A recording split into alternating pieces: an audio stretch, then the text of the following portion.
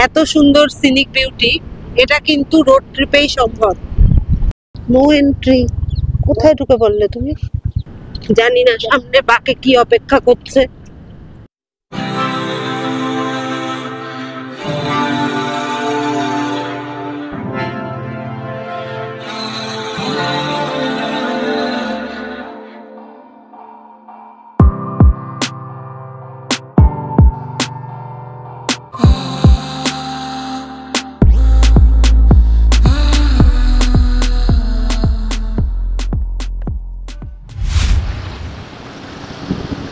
আজকে আমরা বেরিয়ে পড়েছি আমাদের অনেক দিন পর আমাদের চ্যানেলে একটা লং স্কুটি রাইড ট্যুরের ভিডিও তোমাদের দেখাবো বলে। কোথায় বেরিয়েছি সেটা তো জানতেই পেরেছো নিশ্চয়ই থাম্বনেল আর টাইটেল দেখে। হ্যাঁ, ঠিক বলেছো, আজকে আমরা যাব রাঁচি। তবে রাঁচি যাওয়ার জন্য কলকাতা থেকে যে রাস্তা রয়েছে আমরা সেই পথ দিয়ে না গিয়ে, আমাদের বাড়ি যেহেতু কৃষ্ণনগর, আমরা যাব হচ্ছে কৃষ্ণনগর বর্ধমান হয়ে রাঁচি। তো পুরো রাস্তার কন্ডিশন কেমন রয়েছে সমস্তটা দেখাবো। আর তার সাথে সাথে আমরা পথে কি কি মজা করতে করতে যাচ্ছি, কেন গাড়িতে বা ট্রেনে না গিয়ে এই বাইক রাইড বেছে নিলাম, সবটাই তোমাদের দেখাবো। তাই সমস্তটা জানার জন্য দেখতে থাকো ওয়ান্ডারলাস্ট বেঙ্গলি ব্লগ চ্যানেলের এই নতুন ভিডিওটি। তাহলে চলো শুরু করা যাক আজকের ভিডিও।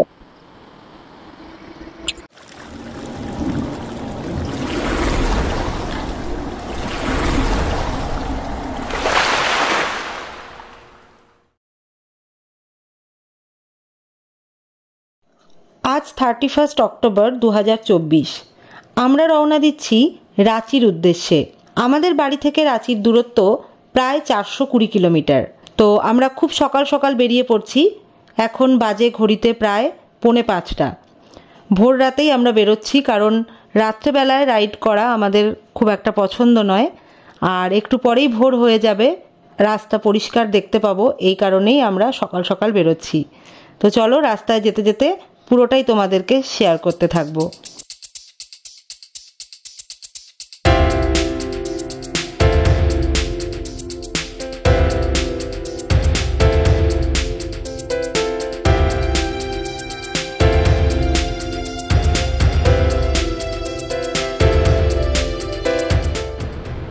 আমরা 4:30 পর বেরিয়েছি, মোটামুটি ওই 4:45 নাগাদ বেরিয়েছি।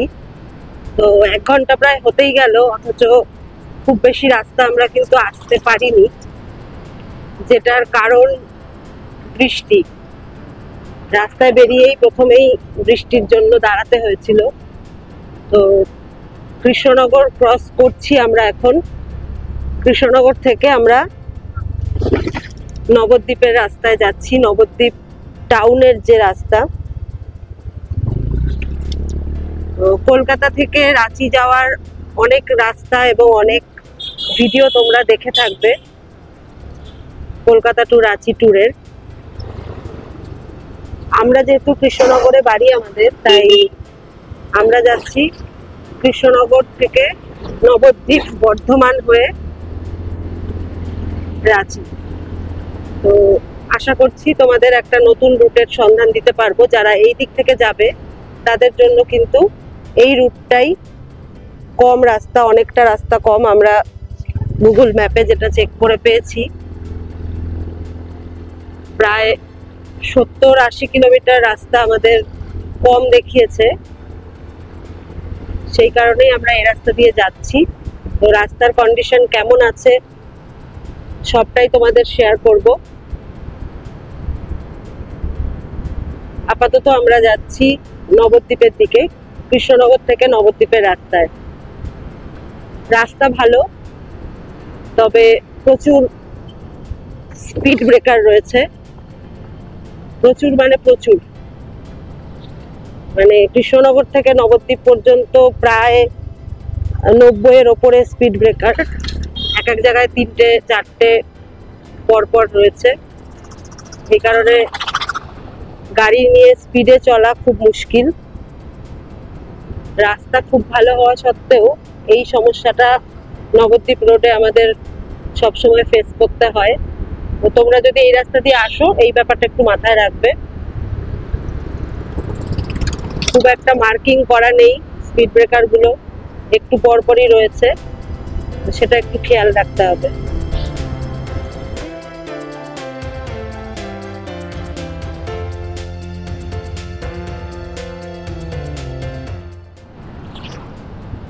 এখন যে জায়গাটা পেরোচ্ছি এটা নৃসিংহতলা।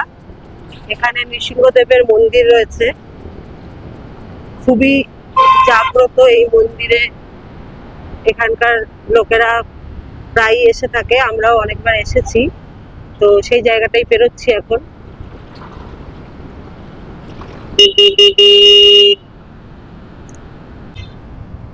সামনেই দেখো গৌরাঙ্গ সেতুর উপর আমরা উঠছি। পৌঁছে গেছি, অর্থাৎ নবদ্বীপে পৌঁছে গেছি আমরা।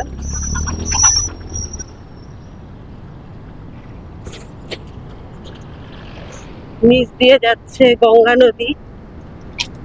নবদ্বীপের গঙ্গা খুবই পবিত্র মানা হয় এবং এখানে সারা বছরই সবাই গঙ্গা স্নান করতে আসেন।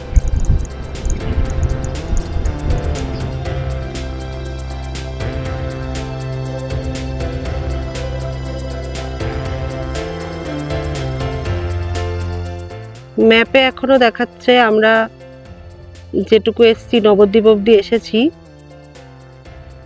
আমরা এখন হেমায়েতপুর মোড়ে রয়েছি। এখান থেকে 358 কিলোমিটার আরও আমাদের যেতে হবে। সন্ধ্যের মধ্যে আশা করছি আমরা আমাদের গন্তব্যে পৌঁছে যেতে পারবো। নবদ্বীপ হেমায়েতপুর মোড় থেকে আমরা যাচ্ছি বাঁ দিকের রাস্তায়। আচ্ছা, ডান দিকের রাস্তা যেটা পিছনে ফেলে আসছি সেটাতে গেলে কাটোয়া যাওয়া যাবে। ওদিক দিয়েও বর্ধমানে পৌঁছানো যায়।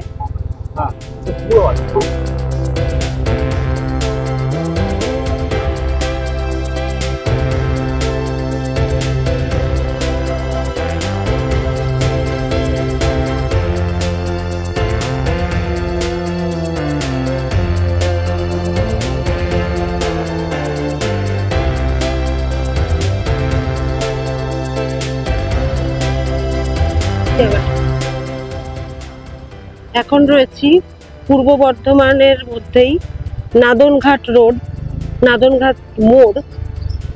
নাদনঘাট মোড় থেকে আমাদের আবার ডানে যেতে হবে। যে ডান দিকে এটা একটা টি পয়েন্ট, 3 রাস্তার মোড়, সেখান থেকে আমরা ডানে ঢুকে গেলাম।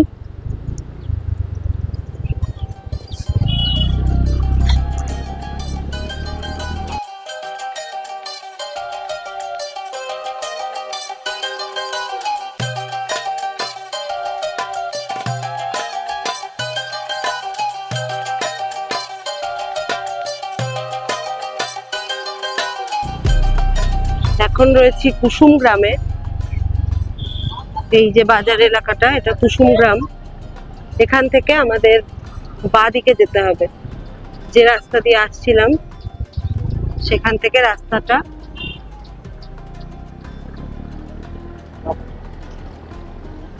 বাঁ দিকে মোড় নেবে রাস্তা।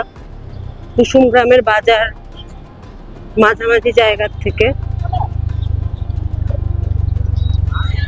এখানেও একটা 3 রাস্তার মোড় রয়েছে। সোজা না গিয়ে আমরা বাঁদিকে চলে আসলাম।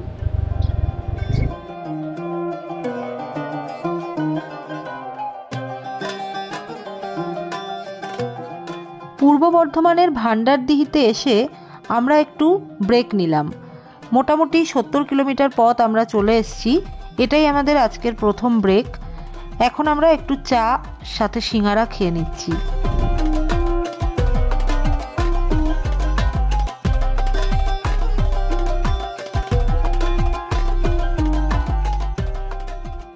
এখন আমরা রয়েছি বর্ধমান মেন শহরের মধ্যে।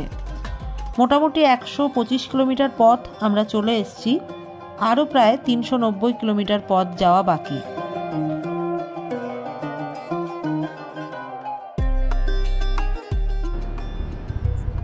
এইখান থেকে রাস্তা ভাগ হয়েছে।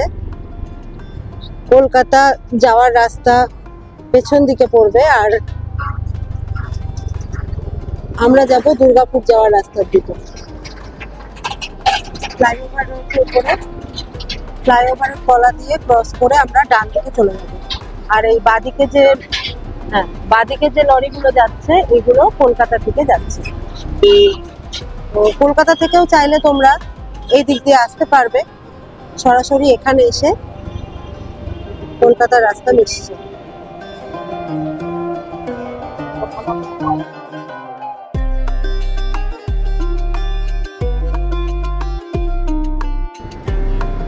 ফ্লাইওভারের ওপর দিয়ে সুন্দর রাস্তা, ঠান্ডা ঠান্ডা হাওয়া আসছে, হাওয়ার জোর খুব বেশি। তো আমাদের যেহেতু পিছন দিকে, গাড়ির পেছন দিকে আমরা একটা ব্যাগ রেখেছি আমাদের লাগেজ হিসাবে, সেই কারণে গাড়ির লোডও বেশি হয়ে গেছে। হাওয়াতে রীতিমতো সামনের দিকটা কাঁপছে আর কি, ক্যামেরা ধরে রাখাও মুশকিল। তার মধ্যেই যতটা সম্ভব তোমাদের দেখানোর চেষ্টা করছি।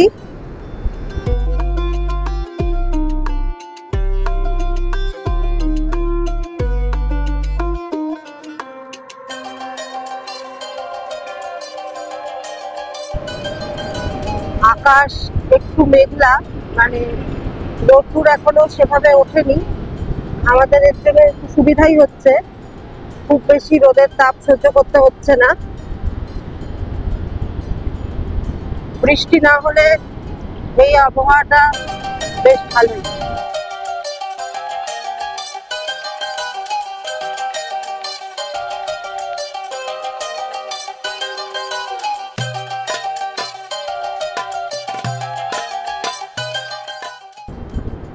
তো কিছুক্ষণের মধ্যে আমরা চেষ্টা করব একবার গাড়ি থামানোর। কন্টিনিউ গাড়ি চলছে, প্রায় 150 কিলোমিটার কন্টিনিউ গাড়ি চলেছে। মাঝে অল্প একটু দাঁড়িয়েছিলাম, তা বাদে গাড়ি চলছে সকাল থেকে। তোমাদের যেমন বলছিলাম, দুর্গাপুর পৌঁছানোর আগেই আমরা একটা পেট্রোল পাম্পের পাশে মা দুর্গা হোটেল নামে একটা ধাবা দেখতে পেয়েছি। তো সকাল থেকে কিছুই খাওয়া হয়নি সেভাবে, সেই কারণেই একটু খাওয়া দাওয়া করে নেব, ব্রেকফাস্ট করে নেব। এই যে আমার পেছনেই দেখো রয়েছে মা দুর্গা হোটেল। গাড়িটা দাঁড় করিয়েছি পুরো 150 কিলোমিটার, 153 কিলোমিটার কন্টিনিউ চলেছে। একটু গাড়িরও রেস্ট প্রয়োজন, তো খাওয়া দাওয়া করে নিই, তারপর আবার যাব। খাবারে নিয়েছি আলু গোবি, মানে আলু ফুলকপির তরকারি আর রুটি। ব্রেকফাস্টে আমরা লুচিটা একটু কমই পছন্দ করি, তেলে ভাজা, তো রুটিটাই বেশি পছন্দ করি। ব্রেকফাস্ট করে নিই। সামনে রয়েছে আমাদের প্রথম টোল গেট। টোল গেট আমরা ক্রস করছি দুর্গাপুর ঢোকার আগে। এই টোল গেটটি দুর্গাপুরের টোল গেট।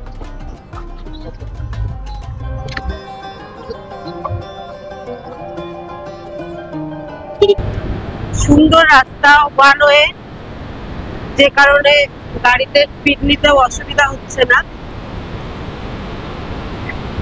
দেখি কতটা এইভাবে এগিয়ে যেতে পারি তাড়াতাড়ি। আশা করছি সামনে এরকমই রাস্তা থাকবে, তো আমাদের যেতে অসুবিধা হবে না।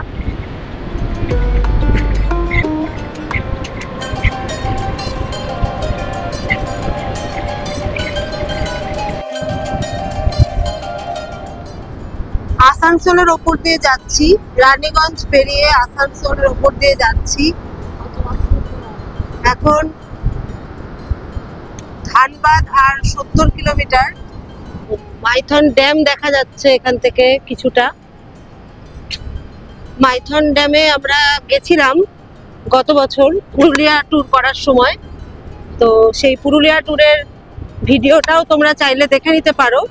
স্ক্রিনের ওপরে আসা আই বাটনে ক্লিক করে বা ভিডিওর নিচে থাকা ডেসক্রিপশন বক্সে দেওয়ালিংকে গিয়ে পুরো পুরুলিয়া ট্যুরের ভিডিও রয়েছে সেখানে, সাথে মাইথন ড্যামেরও ভিডিও রয়েছে।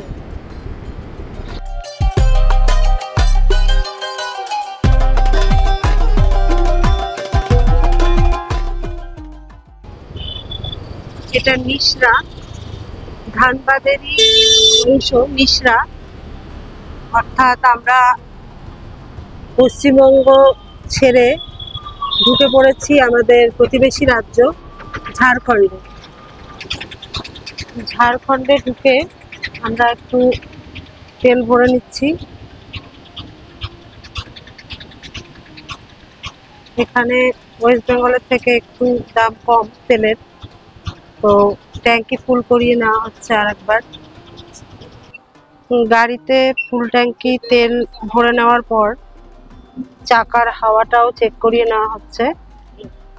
অলরেডি আমরা 250 কিলোমিটারের বেশি পথ চলে এসেছি। এখন ঘড়িতে প্রায় 12টা 54 বাজে, অর্থাৎ 1টা বাজতে আর কিছুক্ষণ বাকি। NH 32 রোডে আমরা এখন উঠলাম। ধানবাদ ক্রস করে যাচ্ছি রাঁচির দিকে। রাঁচি আর 149 কিলোমিটার, মানে প্রায় 150 কিলোমিটার মতো এখনো আমাদের যেতে হবে রাঁচি পৌঁছানোর জন্য। ধানবাদ শহর ছেড়ে আমরা এবার রাঁচির রাস্তায় উঠে পড়েছি। মাঝখানে 5 কিলোমিটার মতো রাস্তা খারাপ ছিল, 5-6 কিলোমিটার বা আর একটু বেশি। তারপর আবার কিন্তু রাস্তা ভালো এবং ওয়ান ওয়ে রাস্তা। সামনে দেখো, কোনো ফ্লাইওভার নয়, প্রাকৃতিকভাবেই এরকম উঁচু নিচু রাস্তা, বেশ পাহাড়ে ওঠার রাস্তার মতো।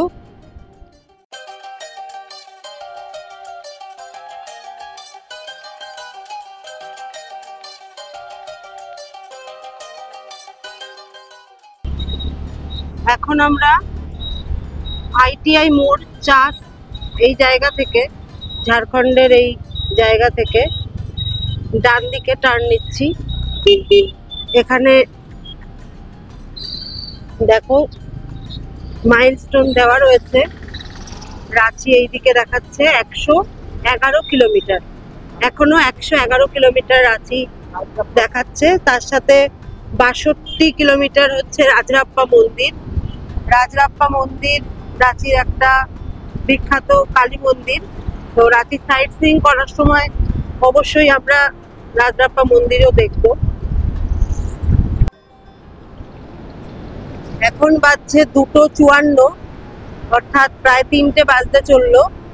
আমরা মাঝখানে প্রায় 1 ঘন্টার কাছাকাছি, মোটামুটি 45 মিনিট এরকম সময় একটু ধাবাতে ওয়েট করছিলাম। লাঞ্চ করে নিয়েছি। তো বাইকে বা স্কুটিতে চলার সময় মাঝে মাঝে একটু ব্রেক দিতেই হয়, না হলে তো ইঞ্জিন গরম হয়ে যায়, গাড়ি টানতে পারে না। তো আমরাও সেই জন্য নিজেরাও একটু রিফ্রেশ হয়ে নিয়েছি, খাওয়া দাওয়া করে নিয়েছি, সাথে হাত মুখ ধুয়ে একটু ফ্রেশ হয়ে নিয়েছিলাম, আর গাড়িকেও একটু বিশ্রাম দিয়েছি। এবারে আবার পুরোপুরি এনার্জি নিয়ে আমরাও চলছি, আমাদের গাড়িও চলছে।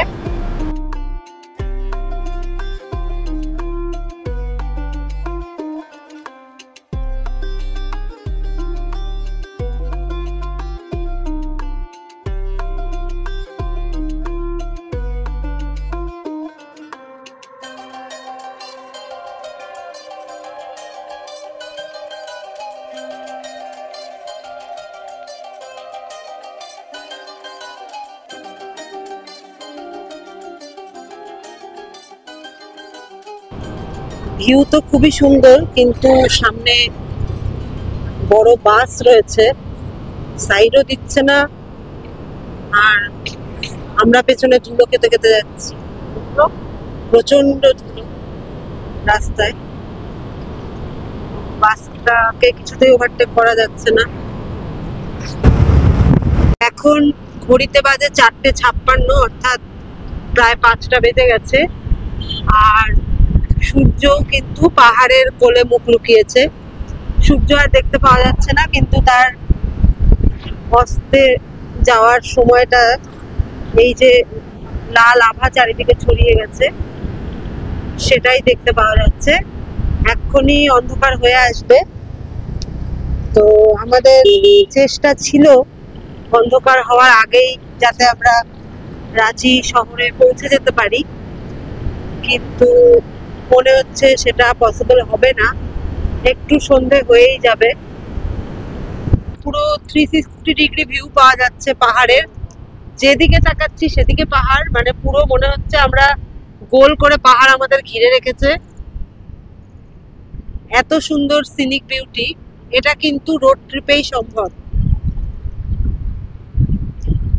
ক্যামেরায় কতটা তোমরা দেখতে পাচ্ছ জানি না, কিন্তু খালি চোখে যা দেখছি সেই দৃশ্য কিন্তু ভোলার নয়।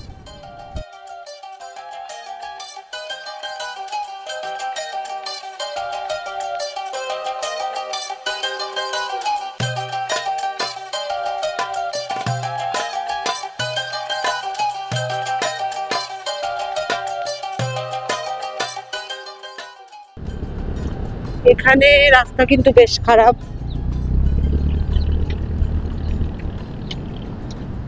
No entry. কোথায় ঢুকে পড়লে তুমি? অদ্ভুত রাস্তা দিয়ে যাচ্ছি, বুঝতে পারছি না এই রাস্তার শেষে কি আছে, খাদে পড়ে যাবো কিনা তাও বুঝতে পারছি না। সামনে তো পাহাড়, পাশে পাহাড়, বেশ সর্বনাশ করেছে। কি করে যাব?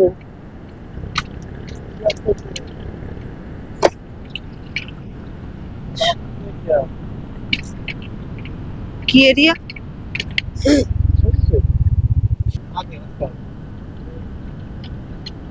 জানি না সামনে বাকে কি অপেক্ষা করছে, কিভাবে ও বাইক চালাচ্ছে সেটাও বুঝতে পারছি না।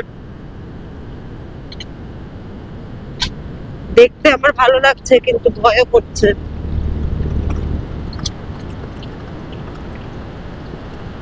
আমরা কিছু এখানকার লোকাল লোকজনদের পেলাম, তারা বললো এই রাস্তা দিয়ে শর্টকাটে নাকি মেন রোডে ওঠা যাবে, তো ওনারা সামনে সামনে যাচ্ছে, ওনারা এত রেগুলার এই রাস্তা দিয়ে যান। তবে আমাদের জন্য একটু চাপের, ভালো চাপের। বুঝতে পারছি না ভুল করলাম কিনা।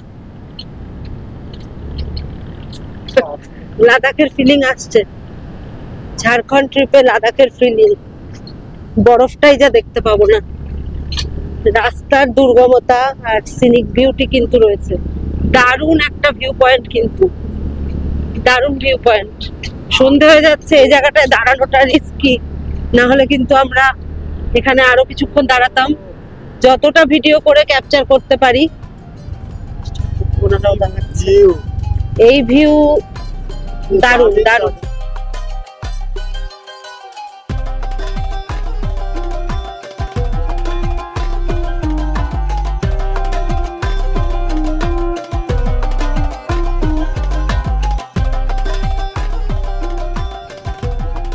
রাঁচি এখনো 34 কিলোমিটার।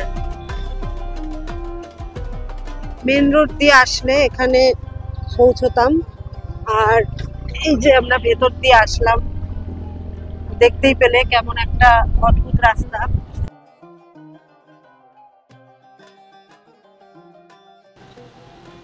আবারও একবার তেল ভরে নিচ্ছি। মোটামুটি 3 বার আমরা তেল ভরলাম। স্কুটিতে আমাদের ওই 4.5 লিটার মতো মোটামুটি তেল ধরে একবার ফুল ট্যাঙ্কি করলে।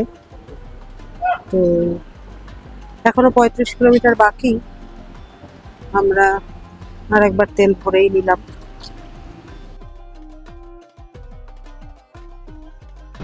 অন্ধকার হয়েই গেছে, সন্ধে লাগছে, 5:30 বাজে। আমরা এখন মোটামুটি রাঁচির একেবারেই কাছে পৌঁছে গেছি। রাঁচির মেন শহরের একদম কাছেই আছি। তো আমাদের গিয়ে একটা হোটেল খুঁজতে হবে এই 2-3 দিন থাকার জন্য।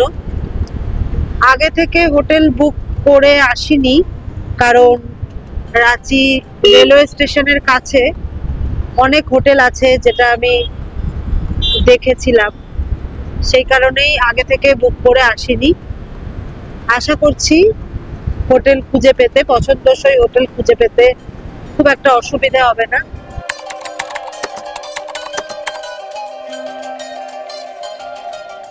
আমরা ফাইনালি চলে এসেছি আমাদের রুমে, অর্থাৎ আমাদের হোটেল রুমে। আজকে মোটামুটি 420 কিলোমিটার পথ স্কুটি রাইড করে আমরা এসে পৌঁছে গেছি কৃষ্ণনগর থেকে রাঁচি। তো রাঁচিতে স্টেশনের কাছে প্রচুর হোটেল রয়েছে।